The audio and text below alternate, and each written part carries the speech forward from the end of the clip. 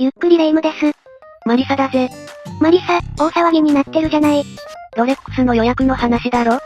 そうよ、マリサは知ってたの？少し前からだけど知ってたよ。なんで教えてくれなかったのよ。前回の動画が事前来店予約店舗の話だったから、少し触れようかとも思ったんだけど、内容がデリケートだからやめといたんだよ。確かに、いい加減なことは言えないぐらいデリケートよね。聞いた話だから適当なこと言えないしな。じゃあ、今日は予約についての話をするのね。今日は成功の話をしようと思っていたんだけどまずいかな。もう他の YouTuber さんがやってるから、視聴者さんも聞き飽きてるんじゃないかな？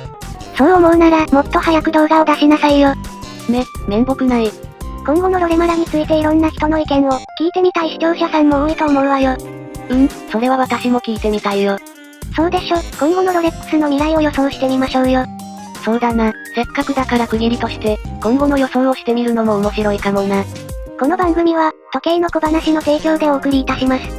このチャンネルに少しでも興味を持ってくれた方がいましたら、ぜひチャンネル登録をお願いいたします。動画の感想をコメント欄に残していただけると嬉しいです。ゆっくりしていってね。最初に分かっていることを整理しましょうよ。そうだな。黒板の出し方が新しいじゃない。少しずつ進歩してるぜ。やるわね。まずは、現時点ではロレックス正規店全部じゃないぜ。予約を実施していない店舗もあるのね。常連さんや太客さんは別かもしれないけど、表向きはそういうことになってるぜ。これは以前からもそうかもしれないわよね。現在予約ができる店舗は歴史や系列と、ロレックス表参道、仙台藤崎のグロリアス系だよ。事前来店予約の店舗が多いわね。事前来店予約の店舗は当選しないと予約できないぜ。並びの店舗は誰でも予約が可能なのね。勘違いしちゃいけないのが枠が空いてれば可能だよ。枠が空いていない場合は断られちゃうの？そこは今までと変わらないよ。じゃあ、人気モデルは難しそうね。人気モデルを無制限で予約を受けてたら、何年待ちになっちゃうかわからないから仕方がないな。そうよね、ステンレスのコスモグラフデートナなんて、何十年待ちとかになっちゃうかもしれないわよね。順番が回ってくる前に廃盤になっちゃいそうだよな。枠があるのも仕方がないわね。当選した人しか予約できない事前来店予約の店舗が予約できる可能性が高いんじゃないかな。事前来店予約の申し込みを忘れないようにしないとね。申し込む曜日を決めるなどしてまとめて申し込むのがいいぜ。今年の新作は予約することができないのね。新作は流通量も安定しないとかの理由もあるのかも。ステンレスのコスモグラフデートナや GMT マスター2の予約ができるなんてすごいじゃない。ステンレスモデルの流通量は思ってるより多いのかもな。今までは在庫がないって言われてたのにね。金無垢系はできないと思うんだけど、ネットで予約したみたいな書き込みがあったりもしてるぜ。常連さんや太客さんなのかもしれないわね。金無垢を購入したいなんてお客さんは間違いなく、店舗にとっての太客さんだから対応が違っても仕方がないよ。そうね。奇跡系のモデルはさすがに予約できないかもしれないな。入荷量が少なすぎて目処が立たないのかもしれないわね。実際に予約した人から聞いた話や、ネットの情報を総合すると、半年以内に販売できる分が、予約枠になっている印象を受けたぜ。正規店は半年先の入荷量を把握してるの？毎年の入荷量などを参考にしてたりもあるだろうし、もしかしたら割り当て分もわかっているのかもしれないな。なるほどね。予約中に他の正規店で追加予約はできないみたいだぜ。購入したら半年制限になっちゃうから、制限中に入荷しても購入できないから当然よね。予約してもキャンセルは可能だけど、印象が悪くなってしまう危険性もあるから、ルールはきちんと守る方がいいと思うよ。ウェイティングリストじゃなく、ブラックリストに載っちゃうわね。そんなことになったらつまらないよな。制限中の人は予約ができないのね。制限が明ける前に入荷しちゃうかもしれないから、これも仕方がないよ。そうね。明日入荷しちゃうかもしれないものね。ざっとだけど、こんな感じかな。ほとんど事前来店予約の店舗だから影響はないかしら？ここから私の考えを考察していくけど、あまり楽観的には考えていないので、ネガティブな内容になると思うので聞きたくない人は、ここでチャンネルを変更してほしいぜ。なんか物騒じゃない。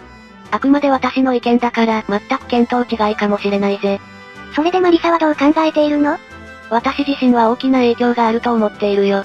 どうして？まず、数年前だったら正式にロレックス正規店が予約を受け付けるなんて考えられなかっただろ？数年前なら考えられなかったわよね。並びの店舗はテスト的に予約を受け付け始めたと思ってるけど今後増える可能性もあると思うぜ。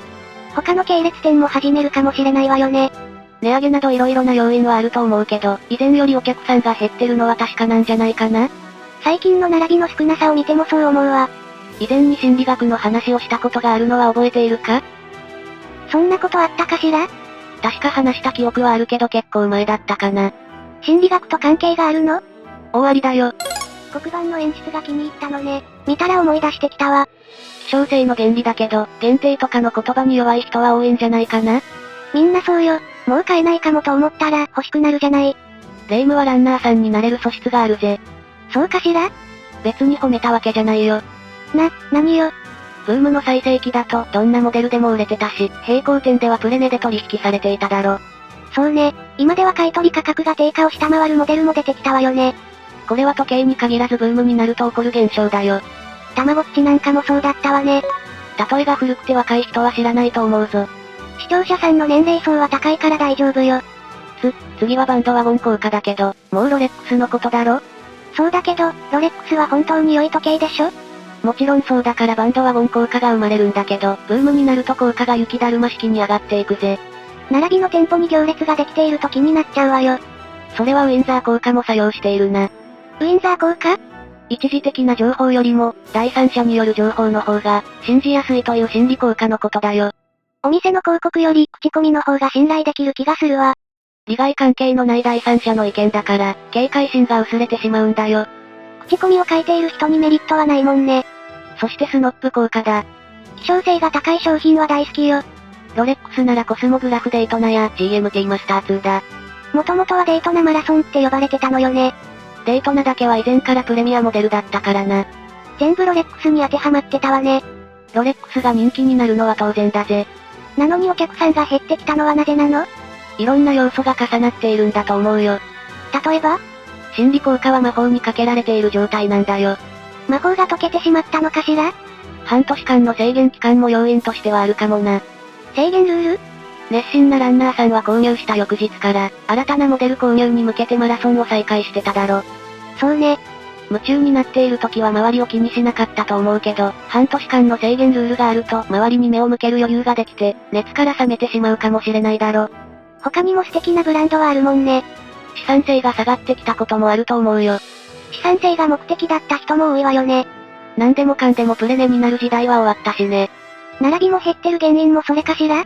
並びの行列は宣伝にもなってるから、並びがなくなると、無給で働くエキストラさんがいなくなったのと同じかもな。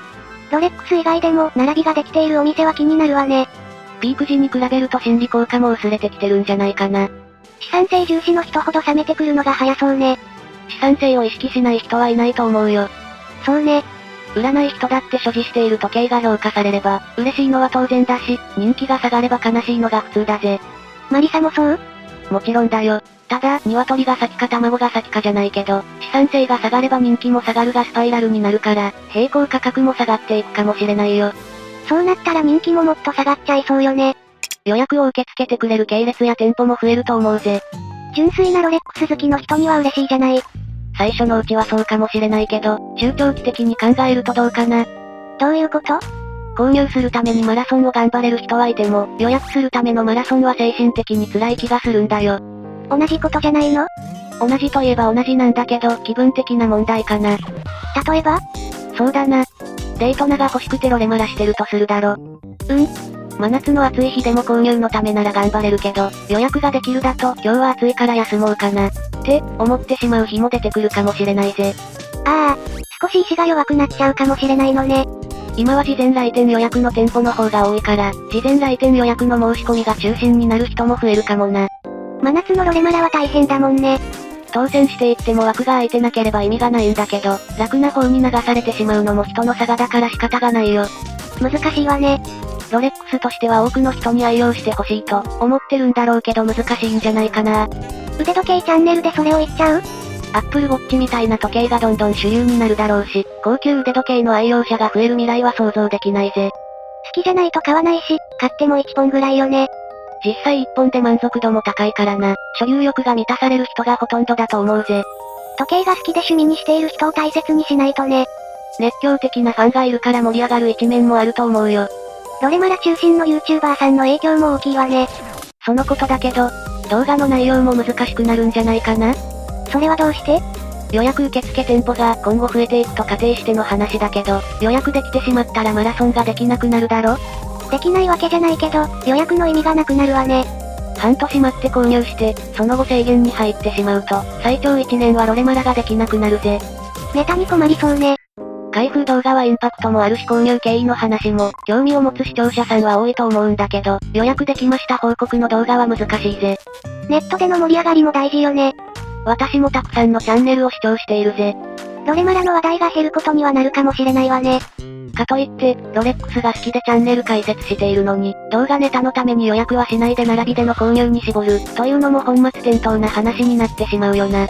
本職の YouTuber さんじゃないと無理よ。私も事前来店予約には申し込むし、並びの店舗で予約できると言われたら予約しちゃうよ。そうなったら、そこからはロレマラの話題ができなくなるわね。そこで問題になるのが予約したことを報告しにくいぜ。なんで？そこは購入報告と一緒で予約店舗に迷惑をかけちゃうかもしれないだろ？そっか、私は予約させてもらえなかったのに。なんでマリサは予約ができたんだ？って、クレームがお店に入っちゃうかもしれないわね。そうなんだよ。予約した話題に触れずに続けていくのは難しいわよ。時期をずらして報告する形にはなるだろうね。いろんな意味で大変ね。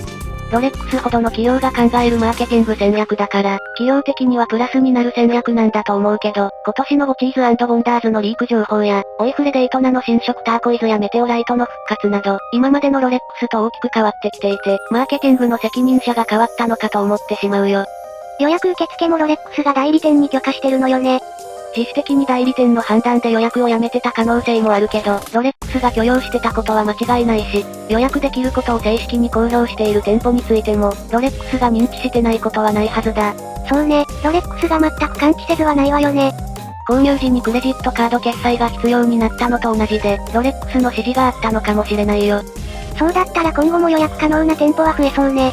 そうなると予約分が増えるから、並びで購入できる数が、今より少なくなるわけで、ロレマラするモチベーションにも、少なからず影響すると思うぜ。ロレマラでの入手難易度がさらに上がっちゃうわね。ネガティブな内容が多かったから、最後に楽観的な推測もしてみるぜ。そうね、明るい話で終わりたいわよ。本国から日本に入荷する割り当て量が増えた可能性だ。そんな可能性はある？中国や香港での需要が減っている話は多いけど、トランプ関税の影響でアメリカへの入荷本数が減る可能性もあるんじゃないかな。アメリカの景気もどうなるかわからないわね。だから単純に日本への供給量が増えたことで、一部系列店で予約を受け付けられるようになったのかもよ。そういう理由なら購入したい人が、購入しやすくなって大歓迎よね。あとは値上げがあるかにも注目だ。8月に値上げがあるなら、そろそろアナウンスがありそうね。来年の1月は可能性が高いと思うから、感覚を考えるとあるなら8月の可能性が高い気がするな。値上げ後にランナーさんが減っちゃいそうだから、値上げはしないでほしいわね。私も値上げしないでほしいぜ。じゃあ、8月を過ぎたら値上げがない可能性もありそう？ 9 月に値上げがあってもおかしくないけど、金無垢モデルだけだったり、値上げ幅が大きくない可能性も出てくるんじゃないかな。値上げがなかったら嬉しいわね。ほんと助かるよ。あと、気になってたことがあるんだけど。なんだ？ウェイティングリストに載せてもらえても、順番を抜かされることはあるのかしら？それはないと思ってるよ。なんで？海外の話とかで聞くじゃない。厳格に管理して減資するかまではわからないけど、日本の場合は SNS でいつ頃予約して、いつ頃購入したなんて情報が拡散されやすいから、順番を抜かされた人たちが大騒ぎすると思うよ。太客さんや外商さんが割り込むことはあっても、ずっと間に割り込みがあって順番が回ってこない、なんて心配はしなくて良さそうなのね。そのための半年目安だと思うよ。それなら予約できればメリットしかないわね。連絡が来てから取り置きしてくれる期間に1週間ぐらい余裕もあるみたいだから、代金を持ってのロレマラする危険もないし、購入資金を工面する時間もあるから助かると思う。それも大きなメリットじゃない。これまで通り予約枠も順番通りに埋めていくのではなく、お客さんを見て判断し予約を受けるか決めるはずだから、今まで以上に販売店との信頼関係と実績作りは、重要度を増してくると思っているぜ。じゃあ、結局今とあまり変わらないじゃない。いや、希望モデルを求めて店舗を回るよりも、店舗や系列での実績作りが有利になると思うぜ。これから先の予約も考えて実績を積む必要があるのね。ロレックスは1本目からでもデイトナや GMT マスター2を購入するチャンスがある素晴らしいブランドだけど、信頼を勝ち取れれば今後の購入チャンスが広がるぞ。これからもロレマラ文化は残ってほしいわね。ほんとそう思うよ。今回の小話はいかがでしたか？この動画が面白かった、役に立ったという方がいましたら、励みになりますので、ぜひチャンネル登録をお願いいたします。動画の数も少しずつ増えてきましたので、まだ視聴していない動画がございましたら、もう一本視聴していただけましたら嬉しいです。動画の感想や購入報告もいただけると嬉しいです。ご視聴ありがとうございました。